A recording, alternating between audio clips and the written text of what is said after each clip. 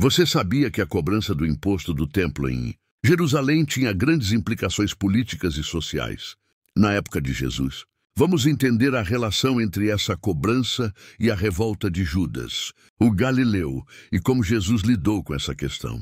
Gostou de vídeos como este? Curta, siga, comente e compartilhe.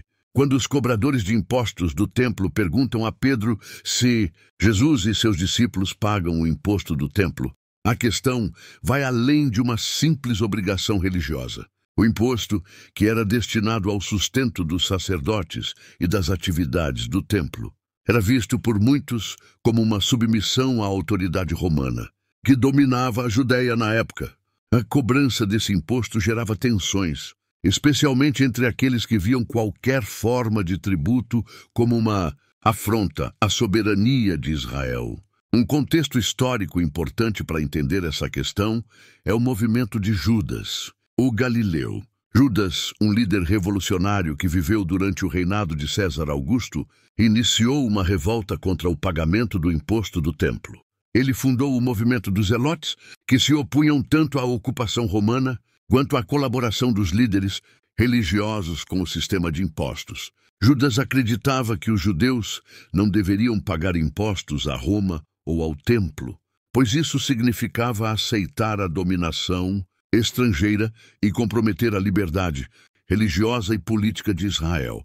Quando os cobradores de impostos perguntam sobre Jesus, há uma tentativa de colocá-lo em uma posição desconfortável. Se ele pagar, poderia ser visto como um colaborador do sistema, aceitando a autoridade do templo e de Roma. Se não pagar, poderia ser acusado de incitar uma revolta ou desobedecer à lei religiosa. No entanto, a resposta de Jesus é reveladora. Ele pergunta a Pedro se os reis da terra cobram impostos dos seus filhos ou de seus súditos, sugerindo que, como filho de Deus, ele não deveria ser obrigado a pagar o imposto.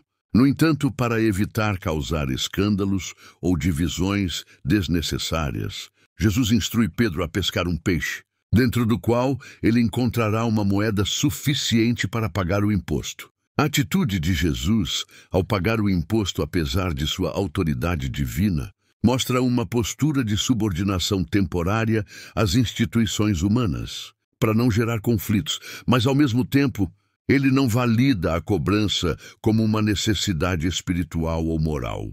Ele escolhe evitar uma confrontação direta, deixando claro que a verdadeira liberdade que ele oferece vai além das questões políticas e sociais imediatas. Esse episódio também nos revela o contraste com a visão de Judas, o Galileu, que via o imposto como um símbolo de opressão e resistência.